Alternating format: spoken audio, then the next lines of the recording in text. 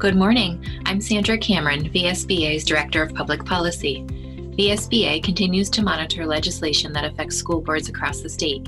Be sure to watch for legislative alerts in your email asking for your help with action items during the legislative session. The General Assembly was on town meeting break during the first week of March. While there is no legislative activity to report, we are providing information on the status of the implementation of the equalized pupil weighting changes outlined in the Pupil Weighting Factors Report dated December 24, 2019. The Senate Finance Committee and Senate Education Committee held a joint meeting on February 23rd to consider S13, a bill which requires the Agency of Education to develop a plan to implement the equalized pupil weighting changes outlined in the Pupil Weighting Factors Report.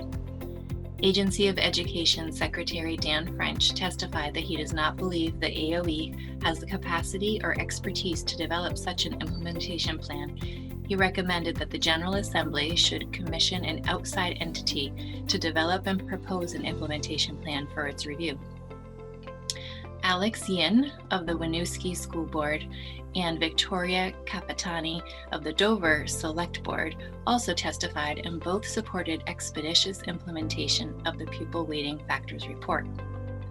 A group of school board members from around the state have joined together, forming the Coalition for Equity in Education. The coalition is composed of about 34 school board members from 22 districts across the state, and they are advocating for implementation of the recommendations of the Pupil Weighting Factors Report during this legislative session. Alex Yin, whose testimony is linked in the written blog, is a coalition member. There is a link to information about the coalition in the written blog for those who are interested in learning more or joining the coalition. The coalition's position on implementation of the recommendations in the report is consistent with VSBA resolutions regarding equity. VSBA resolutions 1I and 2A relate to ensuring equity in education.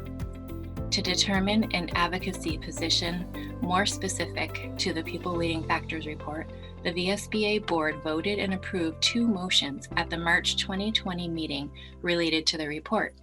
1. VSBA fully supports the findings as presented in the weighting study. And 2. VSBA requests the legislature to thoughtfully and expeditiously establish an implementation plan in pursuit of equity of outcomes for all students, and one that is designed to build capacity within our systems to absorb the changes in funding due to changes in weights.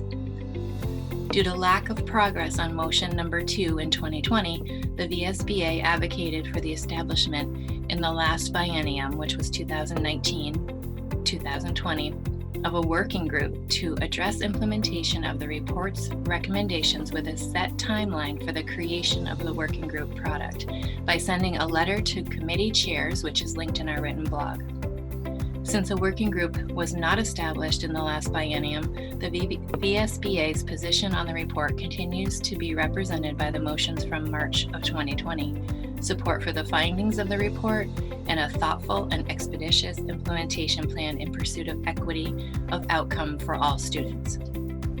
We will continue to keep you informed about the General Assembly's approach to implementation of the pupil weighting factors in upcoming blogs.